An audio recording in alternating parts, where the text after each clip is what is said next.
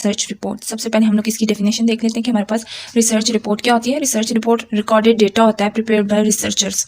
तो a detail account of research experience from selection and definition of the problem, formulation of hypothesis, gathering, analysing and interpreting data, testing of hypothesis, making conclusion and suggesting further research in the related problem area is called research report.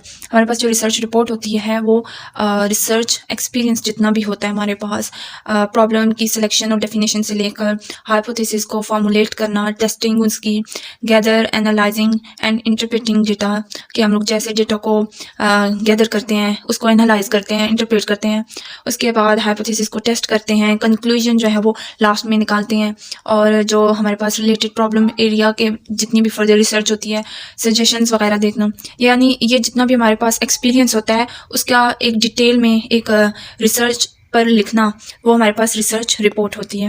उसके बाद हम लोग देख लेते हैं कि इसके हमारे पास कंपोनेंट्स कौन कौन से आ जाते हैं।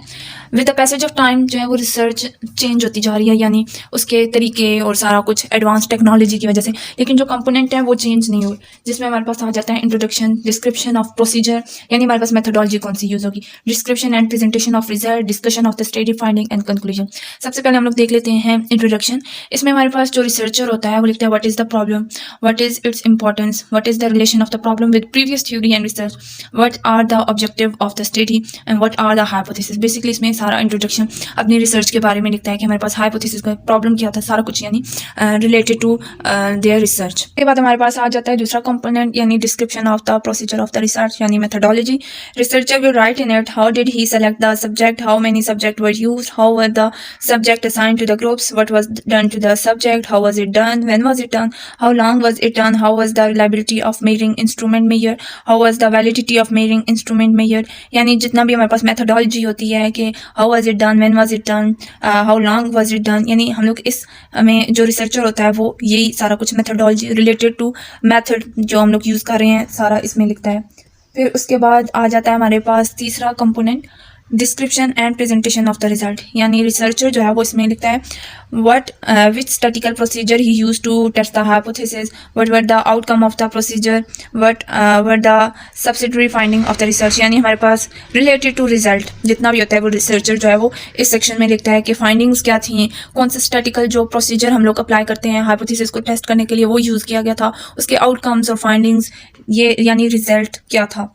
इसके बाद हमारे पास चौथा कंपोनेंट आ जाता है discussion of the study findings. The researcher will write in it why did the research manifest themselves in a particular way, what did their results signify, what was the relationship between this study and the previous research upon which it was based। यानी जो हमारे पास जो अभी research हुई है और जो प्रीवियस रिसर्च थी उनका रिलेशनशिप, रिजल्ट, यानी हमारी फाइंडिंग्स क्या थी, इस सेक्शन में जो है वो रिसर्चर लिखता है। उसके बाद हमारे पास आ जाते हैं फीचर्स। हमारे पास एक गुड रिसर्च के क्या फीचर्स हो सकते हैं। सबसे पहले क्लैरिटी, यानी जो हमारी रिसर्च रिपोर्ट होनी चाहिए वो क्लियर होनी चाहिए, कंसाइज होनी चाहिए। उसके बाद हमारे पास वेरासिटी होनी चाहिए, यानी ये नहीं कि हम लोग अपनी फाइंडिंग्स को हमारी फाइंडिंग्स कुछ हो रहा है हमारे प्रोसीजर से, स्टैटिकल प्रोसीजर से, और हम लोग अपनी रिसर्च को अच्छा बनाने के लिए कुछ और लिखते हैं, यानी उसमें सच्चाई होनी चाहिए। No place for figure of speech, lyrical prose and the using anecdote, यानी उसमें कोई किस्से शिस्से और ये चीज़ें नहीं होनी चाहिए। No lengthy digressions, only necessary details होनी चाहिए। एब्सोल्यूट अनकम्प्रोमाइजिंग ऑनेस्ट होना चाहिए हमारा रिसर्च, यानी जो हमारी फाइंडिंग्स आई हैं हमारे स्टैटिकल प्रोसीजर से हमें सिर्फ उन्हीं को मेंशन करना चाहिए। ये हमारे पास कुछ इसके गुड रिसर्च के जो है वो फीचर्स हैं। उसके बाद हम लोग फॉर्मेट देख लेते हैं हमारे पास कि एक जो हम लोग रिसर्चर जब रिसर्च रिपोर्ट लिखता है तो उसका फॉर्मेट क्या होता है।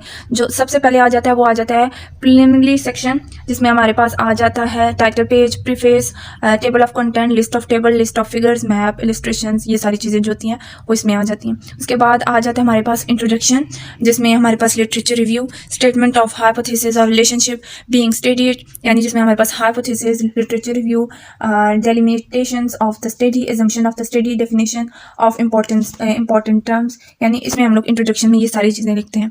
उसके बाद आ जाते हैं मेथड्स, सेक्शन सी, जिसमें हमारे पास आ जाता है how was the study conducted, जो हम लोगों ने सारे रिसर्च किया था वो हम लोगों ने कैसे कंडक्ट किया था, हम लोगों ने जो सैम्पल लिया था वो किस पॉपुलेशन से लिया था, how many subject were selected, what were the demographic characteristics of the subject, or was there any characteristic which make the sample atypical to the population, how were the subject assigned to the group, conditions क्या थी, variables को control जो variables control किए गए थे, what were the treatment of variables, और यानी हमारे पास कुछ कंडीशंस होती हैं जिसमें हमारे पास एक्सट्रॉनियस और वेरिएबल्स को कंट्रोल किया जाता है। वो हमारे पास कंडीशंस कौन सी थी? What data collection instrument use, हम लोगों ने जो डेटा कलेक्ट करते हैं उसके लिए कौन से इंस्ट्रूमेंट्स जो हैं वो यूज़ किए हैं। स्टैटिकल मेथड्स हमारे पास कौन से यूज़ हुए हैं। उसके बाद हमारे पास आ जाता है रिजल्ट, जिसमें हमारे पास आ जाता है जो हम लोगों ने स्टैटिकल प्रोसीजर अप्लाई किया था डेटा के ऊपर। तो हमारे पास हाइपोथेसिस को स्टडी करते हुए, डेटा को कलेक्ट करते हुए, तो हमारे पास रिजल्ट क्या है उसका। What was the probability level of each hypothesis test, probability level of each statistics, what was the strength of the relationship of the variable, what was the principal finding, what were the group mean and standard deviation. यानी इसमें हम लोग अपना सारा findings लिखते हैं। हमारे जो रिजल्ट आता है, हम लोगों ने जो स्टैटिकल प्रोसीजर अप्लाई किया होता है अपनी रिसर्च के ऊपर। उसके बाद हमारे पास आ जाता है डिस्कशन, जिसमें हम लोग लिखते हैं what was the original purpose of study. यानी जो हम लोगों ने ये जो रिसर्च कंडक्ट की है, रिसर्च रिपोर्ट के सेक्शन में हम लोग ये लिखते हैं कि हम लोगों का मकसद क्या था कि हम लोगों ने ये रिसर्च की है।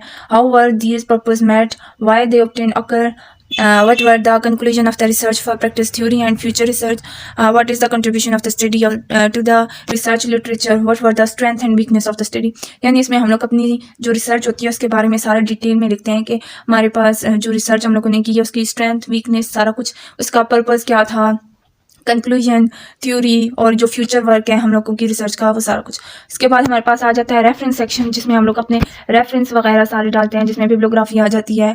तो questionnaires, copies of the letter use, evaluation sheets, checklists और ये सारी चीज़ें हम लोग रेफरेंस सेक्शन में डालते हैं। बेसिकली जो रिसर्च रिपोर्ट होती है वो हम लोग जितना भी रिसर्च करते हैं तो उसके ऊपर एक रिपोर्ट लिखी जाती है, तो उसको हम लोग रिसर्च रिपोर्ट लिखते हैं, जो रिकॉर्डेड डेटा होता है। और रिसर्च रिपोर्ट सिर्फ रिसर्चर्स लिखते हैं जो जिन्होंने रिसर्च की होती है, या फिर स्टैटिशियंस लिखते हैं, और कोई रिसर्च रिपोर्ट नहीं लिखता। Thank you.